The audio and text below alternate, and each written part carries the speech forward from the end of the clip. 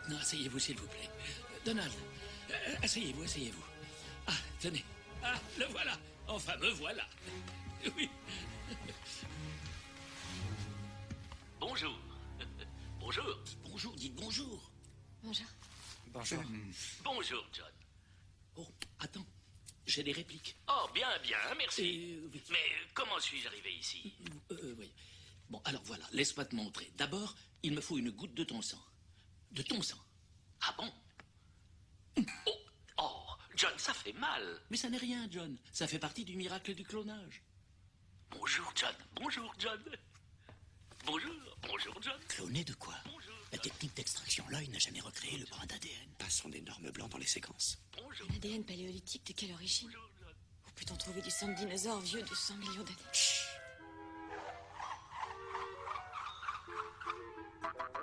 Quoi? Oh, ça alors, monsieur ADN. Mais d'où sortez-vous, dites-moi? De ton sang.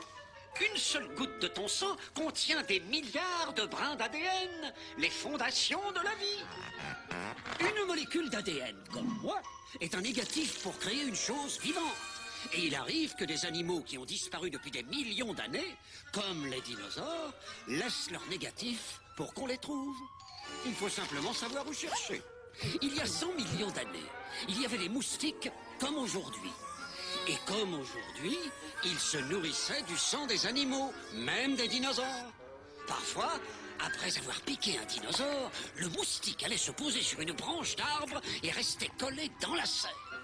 Longtemps après, la résine durcie s'est fossilisée, comme un ossement de dinosaure, gardant en elle le moustique. Cette résine fossilisée, que nous appelons l'ambre, a attendu des millions d'années avec ce moustique en elle. Jusqu'à ce que viennent les savants du Jurassic Park. Grâce à des techniques sophistiquées, ils extraient le sang du moustique conservé dans l'ambre. Et bingo, voilà ADN dino. Un brin d'ADN contient 3 milliards de codes génétiques. En lisant cet écran en 1 seconde, à raison de 8 heures par jour de lecture, il faudrait 2 ans pour connaître la totalité d'un brin d'ADN. C'est aussi long que ça. Comme c'est très ancien, il y a plein de manques. Et c'est là que les généticiens entrent en jeu. Des superordinateurs et des séquenceurs génétiques automatiques dissocient le brin en quelques minutes. Et la reproduction en images virtuelles montre à nos généticiens les blancs dans les séquences d'ADN.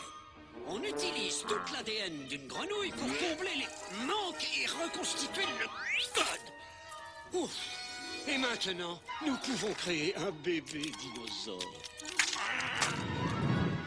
Tout ça est provisoire, bien